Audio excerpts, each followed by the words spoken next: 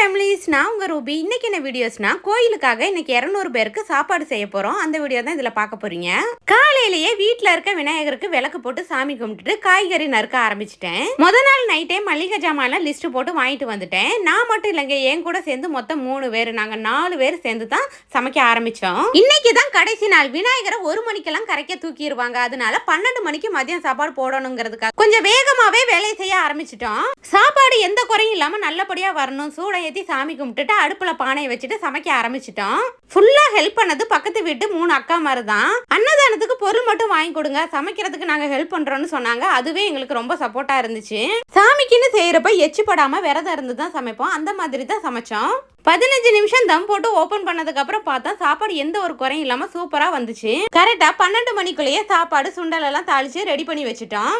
கோயில்லையும் எல்லாருமே மதிய சாப்பாடுக்காக வெயிட் பண்ணிக்கிட்டு இருந்தாங்க. கொண்டு போன சாப்பாடை சாமிக்கு வச்சு சாமி கும்பிட்டுட்டு அதுக்கப்புறம் எல்லாத்துக்கும் சாப்பாடு பரிமாற ஆரம்பிச்சோம். இந்த வருஷம் 200 பேருக்கு சாப்பாடு போட்டோம். அடுத்த வருஷம் 500 பேருக்கு சாப்பாடு போனோம்னா அதுக்கு நம்ம எல்லாருமே நல்லா இருக்கணும். சாப்பாடு கொஞ்சம் கூட மிஞ்சாம யாருக்கும் பத்தாமலும் எல்லாத்துக்கும் கரெக்டா இருந்துச்சு. சாமிக்கு என்னென்ன சமைச்சோம், யார் யார் சமைச்சோம், எப்படி சமைச்சோங்கிறத இதோட ஃபுல் வீடியோ நம்ம சேனல்ல ரிலீஸ் பண்ணியிருக்கேன். மிஸ் பண்ணாம பாருங்க.